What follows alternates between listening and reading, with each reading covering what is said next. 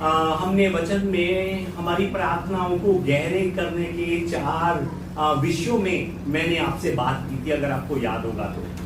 मैंने आपको बताया था कि बहुत से लोग प्रार्थना तो करते हैं, लेकिन बहुत कम लोग हैं जो वास्तव में जानते हैं कि ये प्रार्थना क्या है। कुछ लोग जो है ना, प्रार्थना को केवल अपनी जरूरत परमेश्वर को बताने का माध्यम समझते हैं। याद है आपको, पिछले हफ्ते आपको मैंने बताया था, कुछ लोग केवल संकट के समय में प्रार्थना करते हैं, और कुछ लोग प्रार्थना को एक धार्मिक कर्तव्य समझकर कि हाँ हमने करना ही करना है, अगर प्रार्थना नहीं की तो पता नहीं परमेश्वर मुझसे नाराज हो जाएगा, परमेश्वर वो कर देगा, मुझे खुशियां नहीं देगा, ऐसा धार्मिक कर्तव्य समझकर जो है ना परमेश्वर से प्रार्थना करते हैं। पिछले हफ्ते मैंने आपको बताया था कि प्रार्थना वो नहीं है। प्रार्थना अपनी राशन की लिस्ट को लेकर परमेश्वर के सामने जाना नहीं है कि परमेश्वर मुझे ये चाहिए, मुझे वो चाहिए। जैसे करियाने की दुकान में हम जाते हैं कि 1 किलो चावल, 1 किलो दाल, 1 किलो चीनी दे दो। प्रार्थना वो नहीं है। प्रार्थना परमेश्वर के साथ समय बिताना है। प्रार्थना सिर्फ बोलना नहीं है, प्रार्थना परमेश्वर की उपस्थिति में आनंदित होना है। पिछले हफ्ते मैंने आपको 4 जरूरी बातें बताई थी। अगर आपको याद होगा तो पहली बात जो मैंने आपको बताई थी वो ये थी कि प्रार्थना को अपनी क्या बनाइए, प्राथमिकता बनाइए। सबसे पहले सुबह उठकर प्रार्थना कीजिए। सुबह उठते सारी अपने फोन के पास मत भागिए। सुबह उठते सारी अपने परिवार के लोगों के बारे में मत सोचिए। सुबह उठते सारी सबसे पहले पिता परमेश्वर के पास जाइए। दूसरी बात मैंने आपको बताई थी कि प्रार्थना के समय आप अपना ध्यान भटकाने वाले दरवाजों को बंद कर दीजिए। वो हर एक डिस्ट्रैक्शन जो आपको परमेश्वर से दूर कर रही है, परमेश्वर की उपस्थिति का आनंद नहीं लेने दे रही है, आपका ध्यान भटकाने वाली उन सब चीजों को खुद से दूर कर दीजिए। याद है कि भूल गए? बहुत कम है बहुत कम है। वचन में भी लिखा है बहुत कम है। आगे बहुत कम क्यों है, किस चीज को लेकर है वो नहीं बोलूंगा, खुद पढ़िए तो समझ जाएंगे। तीसरी बात मैंने आपको बताई थी कि परमेश्वर आपकी उपस्थिति में आनंदित होते हैं। जितना आप परमेश्वर की उपस्थिति में रहना चाहते हैं ना, उससे कहीं ज्यादा परमेश्वर चाहते हैं कि वो आपके साथ रहे। ये परमेश्वर की इच्छा है। और चौथी बात मैंने आपको बताई थी कि परमेश्वर को खोजने के लिए नहीं, परमेश्वर के साथ रहने के लिए प्रार्थना कीजिए। ये 4 बातें मैंने पिछले हफ्ते आपको बताई थी। परमेश्वर को खोजने के लिए नहीं, परमेश्वर के साथ रहने के लिए प्रार्थना कीजिए। क्यों? क्योंकि हमने वचन में भी देखा था, वचन में लिखा हुआ था कि जब तू प्रार्थना करे तो अपनी कोठरी में जा और द्वार बंद कर अपने पिता से जो गुप्त में है, लिखा हुआ है, अपने पिता से जो गुप्त में है। मतलब क्या हुआ इसका कि परमेश्वर ऑलरेडी आपका इंतजार कर रहे हैं, लेकिन वो आपको दिखाई नहीं दे रहे हैं। क्यों? क्योंकि वो सीक्रेट में है, वो गुप्त में है, गुप्त में वो आपको दिखाई नहीं दे रहे हैं। और उनकी मौजूदगी प्रकट ना होने का कारण कुछ और नहीं है। उनकी मौजूदगी ना प्रकट होने का कारण, हमें उनकी मौजूदगी महसूस ना होने का कारण मेरा अपना मन है। क्योंकि हमने अपने मन में बहुत सी ऐसी चीजें रखी हुई हैं जिनके कारण हम परमेश्वर की मौजूदगी को महसूस नहीं कर सकते। हमने अपने मन को बहुत सी ऐसी चीजों के साथ ढका हुआ है जिसके कारण हमें परमेश्वर की मौजूदगी महसूस नहीं होती। ये बात मैंने आपको पिछले हफ्ते बताई थी। अगर पिछले हफ्ते के वचन को फिर से एक बारी सुनना चाहते हैं, एक बारी फिर से जो डिटेल में बातें हमने वचन में की थी उनको एक बारी देखना चाहते हैं, सुनना चाहते हैं, तो YouTube के ऊपर सब कुछ लगा हुआ है। जाइए YouTube खोलिए, चंडीगढ़ हमारी चर्च लिखिए और पिछले हफ्ते की तारीख लिखेंगे तो वो पिछले हफ्ते का वचन जो है वो निकल आएगा। क्योंकि जब तक आप पिछले हफ्ते के वचन को नहीं सुनेंगे तब तक आपको आज का वचन जो है ना वो समझ नहीं पड़ पाएगा। 5वीं आज्ञा को पूरी करने से पहले, 5वीं बात को करने से पहले पहली 4 बातें हमें समझनी जरूरी है, तभी हम उस 5वीं को समझ पाएंगे। अगर हम डायरेक्ट 5वीं के लिए आगे बढ़ गए ना तो हम कुछ और ही करते चलेंगे। तो याद से गुजारिश करता हूं कि अगर आप वचन भूल गए हैं या फिर वचन जो है आप पिछले हफ्ते किसी कारण नहीं आ पाए थे कलीसिया में, तो YouTube में जाकर जरूर वचन को सुनिएगा और सुनने के बाद आज के वचन को याद रखिएगा। आज मैंने आपसे पांचवी बात करनी है। पांचवी बात, पांचवा सिद्धांत प्रार्थना का क्या है वो आपको मैं बताना चाहता हूं। पांचवा सिद्धांत प्रार्थना का, पाप को प्रार्थना छोड़ने का कारण मत बनने दीजिए। आइए एक बार मेरे पीछे बोले, पाप को प्रार्थना, मेरे साथ में नहीं मेरे पीछे, मेरे साथ में नहीं मेरे पीछे। पाप को प्रार्थना छोड़ने का कारण मत बनने दीजिए। मैंने अपने पीछे बोलने के लिए इसलिए आपसे कहा है कि बहुत से लोग हैं कि बीच में शुरू कर देते हैं तो उसके कारण जो साथ में बैठा होता है ना उसे समझ में नहीं आता क्या बात की है क्या नहीं। हम खुद एक बार सुनकर मिलकर बोलेंगे तब हमें पता लगेगा कि हाँ ये बात कर रहे हैं, ये बात। एक बार फिर से मेरे पीछे बोले, पाप को प्रार्थना छोड़ने का कारण मत बनने दीजिए। यदि आपसे जाने अनजाने में कोई पाप हो गया है तो उसे परमेश्वर से दूर होने का कारण मत बनने दीजिए। ये मैं आपसे कहना चाहता हूं। इस समय एक सवाल आपसे मैं पूछना चाहता हूं। जब आपसे गलती से जाने अनजाने में पाप हो जाता है तो सबसे पहले आप क्या करते हैं? फिर से सवाल ध्यान से सुनिएगा। जब आपसे जाने अनजाने में पाप हो जाता है तो आप क्या करते हैं? क्या आप पाप करने के बाद परमेश्वर के पास जाते हैं या फिर पाप करने के बाद परमेश्वर से दूरी बना लेते हैं? आप क्या करते हैं? ये अनुभव जो है ना आपने जरूर किया होगा।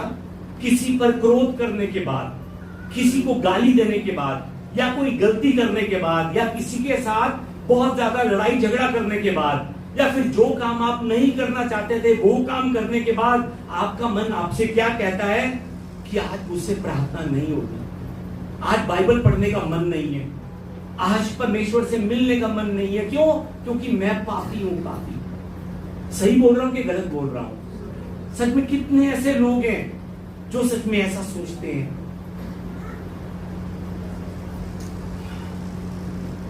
बहुत से लोग पाप में गिरकर प्रार्थना से दूर हो जाते हैं, पाप में गिरकर वो वचन से दूर हो जाते हैं, पाप में गिरकर वो आराधना से दूर हो जाते हैं। उन्हें लगता है कि वे पहले अपने पापी मन को ठीक करेंगे तभी वो प्रार्थना में आकर बैठ पाएंगे, तभी वो परमेश्वर की आराधना कर पाएंगे, तभी वो वचन को खोल पाएंगे। उन्हें ऐसा लगता है कि जब वो अपने मन को ठीक करेंगे तभी ऐसा हो पाएगा। मैं आपको बताना चाहता हूं, एक्चुअली ऐसा मन शैतान मनुष्य में भरता है। कैसा मन? कि तू पापी है, परमेश्वर तेरी आवाज नहीं सुनेगा। ऐसा मन जो है ना शैतान आपके मन में भरता है। ये जो आवाज है ना, ये शैतान की आवाज है, परमेश्वर की आवाज नहीं है। ये शैतान की चाल है आपको परमेश्वर से दूर करने की। परमेश्वर का मन मुझ जैसे और आप जैसे पापियों के लिए क्या है मालूम है आपको? परमेश्वर वचन में कहते हैं हम पापियों के लिए कि हे सब परिश्रम करने वालों और बोझ से दबे लोगों मेरे पास आओ, मैं तुम्हें विश्राम दूंगा। परमेश्वर कहते हैं। परमेश्वर का मन पापियों के लिए क्या है मालूम है? प्रभु यीशु मसीह कहते हैं कि मैं धर्मियों को नहीं परंतु पापियों को मन फिराने के लिए आया हूं। धर्मियों के लिए वो नहीं आए, वो पापियों को अपने करीब लेकर आने के लिए आए हैं ताकि एक पापी उसके करीब आकर अपने मन को फिरा सके, पश्चाताप कर सके। प्रभु यीशु कहते हैं क्योंकि मनुष्य का पुत्र खोए हुए को ढूंढने आया है और उनका उद्धार करने आया है। खोए हुए को ढूंढने के लिए आए हैं। जब हम पाप में खो जाते हैं तो हमें ढूंढने के लिए हमारे प्रभु हमारे करीब रहना चाहते हैं, हमारे पास रहना चाहते हैं। यूहन्ना 3:17 में भी लिखा है कि परमेश्वर ने अपने पुत्र को जगत में इसलिए नहीं भेजा कि जगत पर दंड की आज्ञा दे, परंतु इसलिए कि जगत उसके द्वारा उद्धार पाए। आमीन। सच में परमेश्वर ने यीशु मसीह को इसलिए नहीं भेजा कि वो पापी मनुष्य पर दंड की आज्ञा दे, इसलिए नहीं भेजा, परंतु इसलिए भेजा कि जगत उसके द्वारा उद्धार पाए, जीवन पाए, इसलिए भेजा। इसलिए पहला यूहन्ना अध्याय 1:9 में लिखा है कि यदि हम अपने पापों को मान ले तो वह हमारे पापों को क्षमा करने और हमें सब अधर्म से शुद्ध करने में विश्वास योग्य और धर्मी है। आमीन।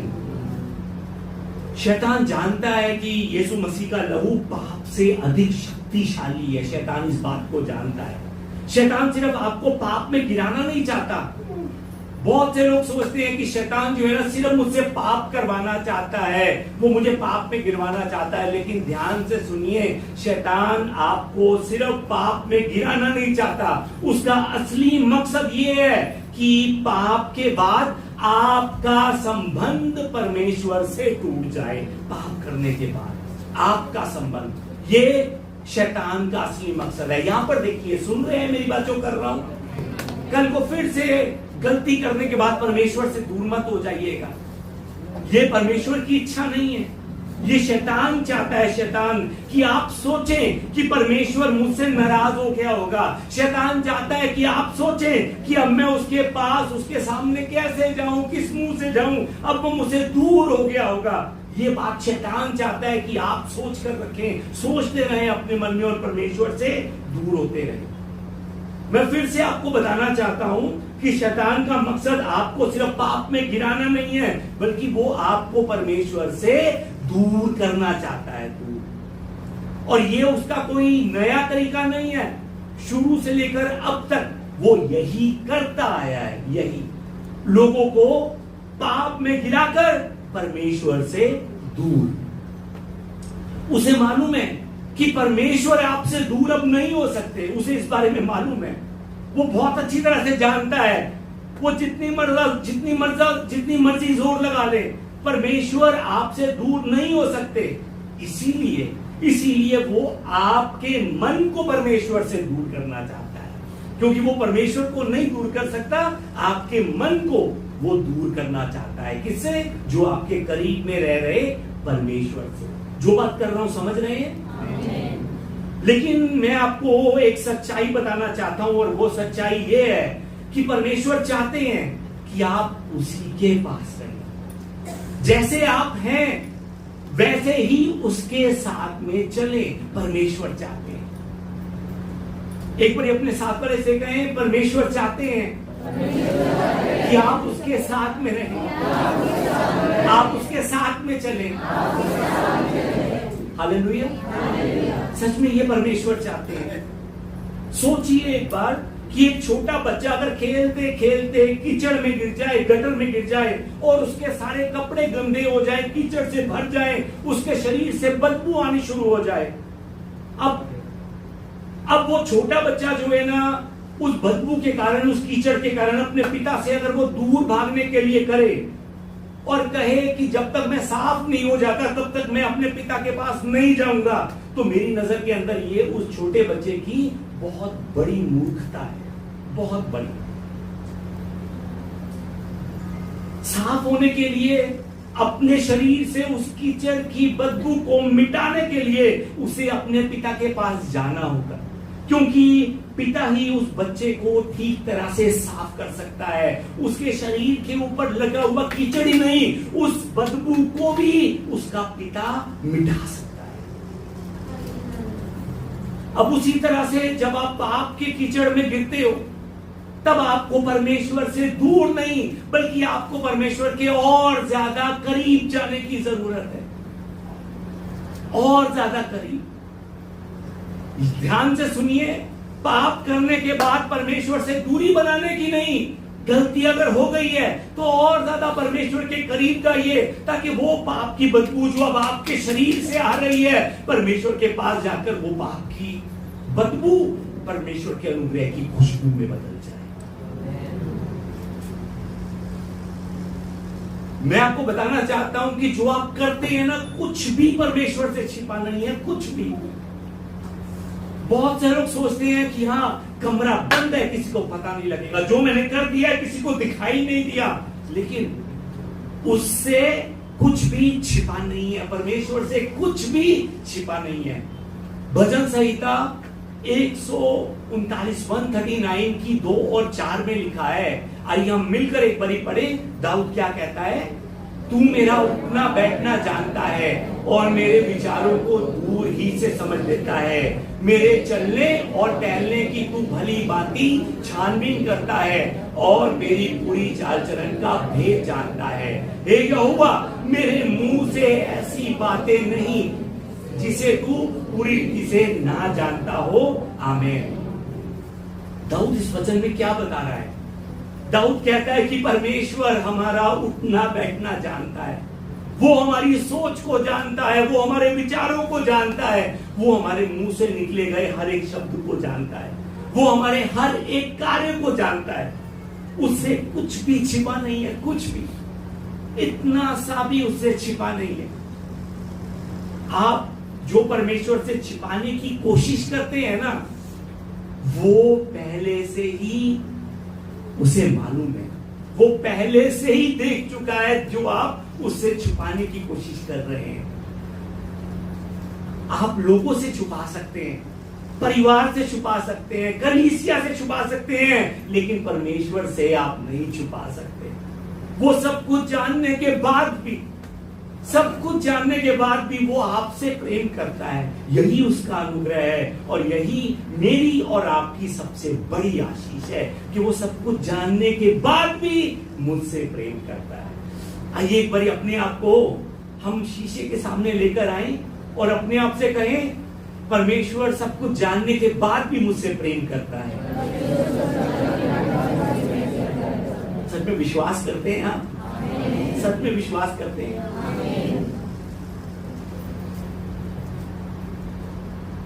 उसे सब मालूम है, सब, पर उसके बावजूद भी वो मुझसे प्रेम करता है। उसे सब मालूम है, पर उसके बावजूद भी वो आपसे प्रेम करता है। उसे सब मालूम है, पर उसके बावजूद भी वो अपने लोगों की चिंता करता है। यहां पर एक और बात आपको मैं समझाना चाहता हूं कि जब आप पाप करते हैं ना, जब आप जाने अनजाने में, गलती में, मजबूर होकर, ये बात ध्यान रखिएगा हमेशा, ये कलीसिया जो है ना, कलीसिया धर्मियों के इकट्ठे होने की जगह नहीं है, ये कलीसिया पापियों के इकट्ठे होने की जगह है। इस कलीसिया में सब पापी इकट्ठे होकर अपनी गलतियों का पश्चाताप परमेश्वर के सामने करते हैं। अब ये बड़ा पापी है, वो बड़ा पापी है, ये बात पता क्या हुई कि इसने कत्ल किया है, मैंने तो सिर्फ बलात्कार ही किया था। इसने 10 कत्ल किए हैं, मैंने तो सिर्फ 2 कत्ल किए हैं। ये बात हो गई है। सब पापी हैं, सब। मैं भी पापी हूं, आप भी पापी हैं, हम में से कोई भी ऐसा नहीं है जो पापी ना हो। इसीलिए हमें यीशु की जरूरत है, धर्मियों को बचाने के लिए नहीं, पापियों को बचाने के लिए प्रभु यीशु मसीह आए हैं। इस बात को दिमाग में डालकर रखिए। मैं पापी हूं, दिमाग में डालकर रखिए। आप पापी हैं, इस सच्चाई को अपने दिमाग में डालकर रखिए।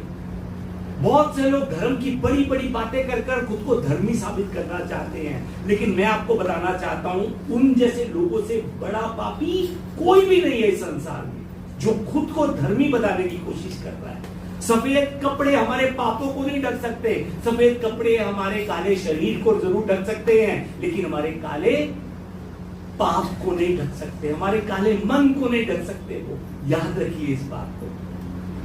और उस बात को याद रखते हुए जो बात आपसे करने लगा हूं, अब वो समझिएगा।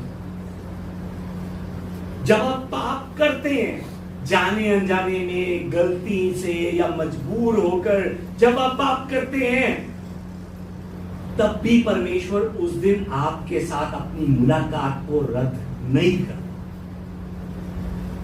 आइए एक बार अपने साथ वाले से कहें कि जब आप पाप करते हैं, तब भी परमेश्वर आपके साथ अपनी मुलाकात रद्द नहीं करता।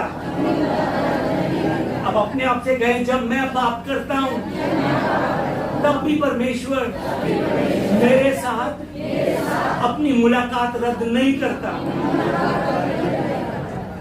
सच में पापियों को किसकी जरूरत है? प्रभु यीशु की। जिस समय आदम और हवा ने पाप किया था, तो उस समय पूरी सृष्टि उन्हें देख रही थी, पूरी सृष्टि। ऐसा लग रहा था कि परमेश्वर अब वापस नहीं आएंगे इनके पास, वो फिर से इन दोनों से कभी नहीं मिलेंगे, वो फिर से इन दोनों से कभी भी बात नहीं करेंगे, ऐसा लग रहा था।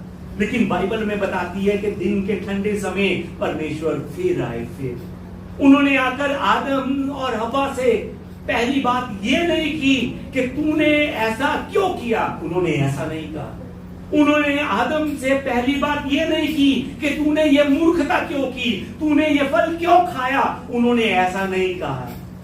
बल्कि उनका पहला सवाल क्या था मालूम है? उनका पहला प्रश्न क्या था? उन्होंने कहा कि तू कहां है, तू कहां है। ये परमेश्वर का पहला सवाल था आदम को ढूंढते समय नहीं, आदम के करीब जाते समय। ये प्रश्न तू कहां है, ये सिर्फ जगह को जानने का प्रश्न नहीं था, बल्कि ये प्रश्न संबंध का प्रश्न था। क्योंकि परमेश्वर उस समय भी चाहते थे कि इन्होंने जो पाप किया है उस पाप को लेकर मेरे पास आए। ये परमेश्वर की इच्छा थी। तभी वो कहते हैं कि तू कहां है। क्या आप जानते हैं कि सृष्टि में सबसे पहली मृत्यु किसकी हुई थी? मालूम है किसी को? बाइबल हमें क्या बताती है कि इस जगत में सबसे पहली हत्या किसकी हुई थी? किसी को मालूम है? ध्यान से सुनिए। सबसे पहली हत्या एक निर्दोष जानवर की हुई थी, एक निर्दोष जानवर की। क्यों? आदम और हव्वा का पाप ढकने के लिए। उन दोनों का पाप ढकने के लिए परमेश्वर ने खुद एक निर्दोष जानवर के चमड़े से उन्हें वस्त्र बनाकर दिए। परमेश्वर ने उनके पाप को अपने प्रेम से ढक दिया, अपने प्रेम से।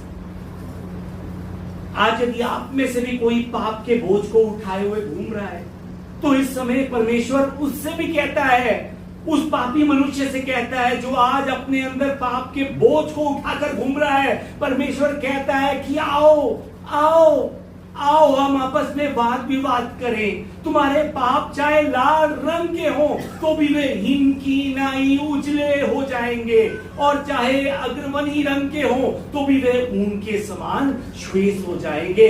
आओ मेरे पास तो आओ तुम, मेरे पास तो आओ तुम, अपने पापों को लेकर आओ तुम, अपने कीचड़ को लेकर आओ तुम, अपनी बदबू को लेकर आओ तुम। तुम्हारे उस कीचड़ से मैं तुम्हें साफ करूंगा, तुम्हारी इस बदबू को खुशबू में मैं बदल दूंगा। परमेश्वर कहते हैं आओ आओ आओ। ये परमेश्वर का निमंत्रण है हम पापियों के लिए।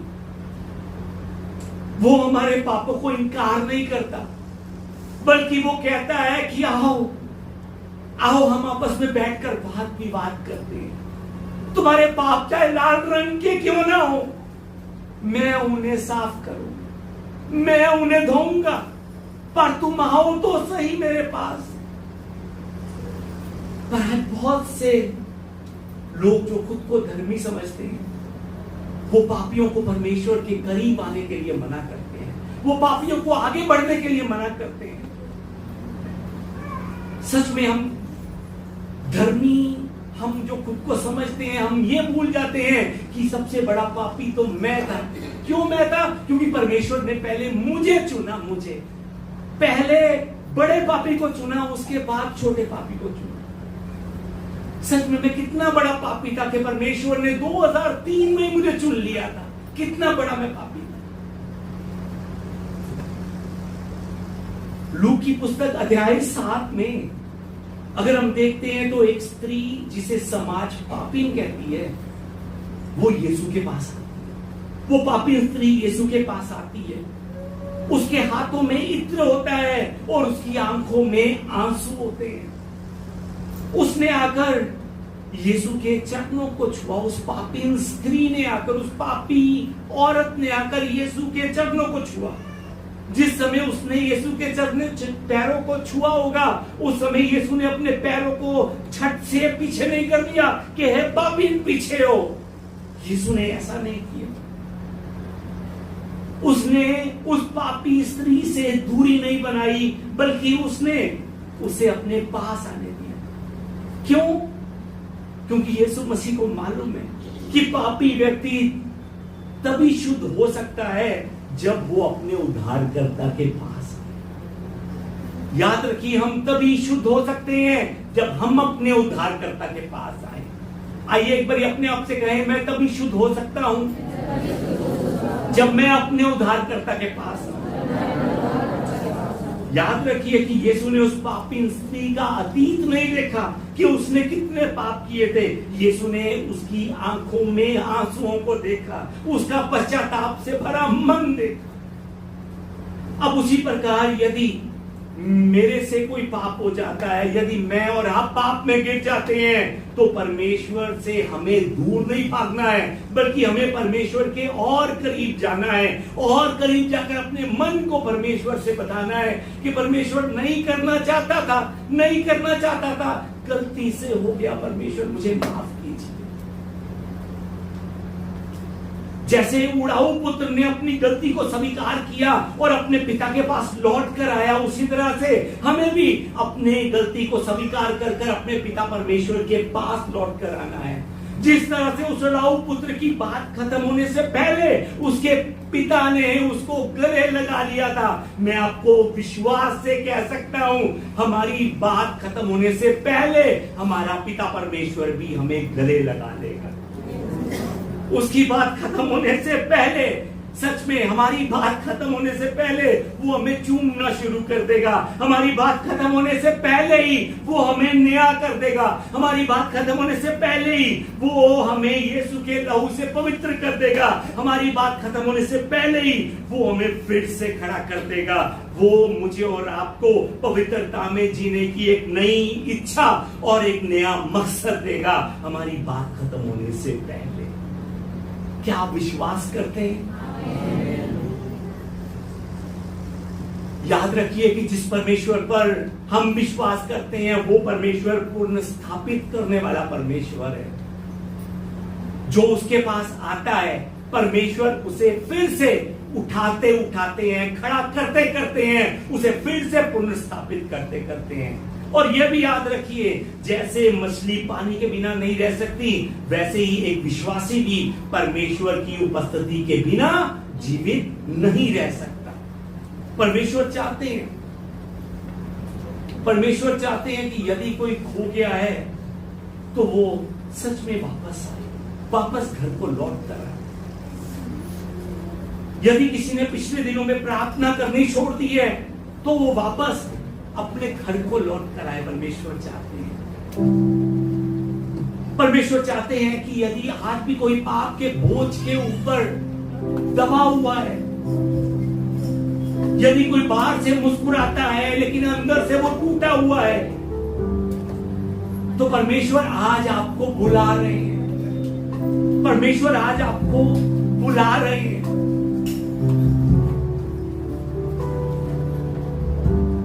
आज के वचन में बताई गई बात को भूलिएगा मत। पाप को प्रार्थना छोड़ने का कारण मत बनने दीजिए। याद रखिए कि शैतान का सबसे बड़ा हथियार पाप नहीं है। उसका सबसे बड़ा हथियार ये है कि वो आपसे पाप करवाने के बाद वो आपको बार बार कहता है कि परमेश्वर तुझे नहीं चाहेगा, परमेश्वर तुझे नहीं चाहता, तू पापी है। और ये भी याद रखिए कि बाइबल हमें बताती है कि दाऊद पाप में गिरा था, लेकिन जब वो परमेश्वर के पास आया तब परमेश्वर ने उसे फिर से खड़ा किया। पापिन स्त्री सबके द्वारा ठुकराई गई, सबने उसे ठुकरा दिया, लेकिन यीशु ने उस पापी स्त्री को अपने चरणों में स्थान दिया। यीशु ने उसे नहीं ठुकराया। आज भी उसका मन वैसा ही है। उसके पास आज भी क्षमा है, उसके पास आज भी नया जीवन है, उसके पास आज भी नई शुरुआत है। वो आज भी आपका इंतजार कर रहा है। आपका पिता आपको फिर से अपनी बाहों में भरना चाहता है। आइए उसके पास हम वापस लौट चले। उसके पास आइए हम वापस लौट चले। हो सकता है कि आप में से किसी ने प्रार्थना करनी छोड़ दी, हो सकता है कि आप में से किसी ने वचन को देखना छोड़ दिया हो, हो सकता है कि आप में से किसी ने प्रभु यीशु को प्रसन्न करना छोड़ दिया हो। आज वापस परमेश्वर के पास आइए और सबसे पहले शैतान के सामने परमेश्वर के बब्बर शेर बनकर दहाड़िए और उससे कहिए कि हाँ शैतान, मैं गिर सकता हूं लेकिन मैं अब भागूंगा नहीं।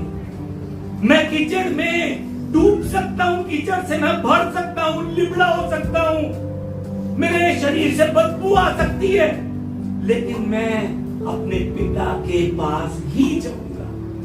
मैं रोते हुए भी अपने पिता के पास जाऊंगा, क्योंकि मुझे अपने पश्चाताप से अधिक परमेश्वर के प्रेम और यीशु के लहू पर भरोसा है। इसलिए मुझे अपनी धार्मिकता पर नहीं, मुझे परमेश्वर के अनुग्रह पर भरोसा है। इसलिए आइए इस समय हम प्रभु बोध में जाने से पहले अपनी अपनी आंखों को बंद करें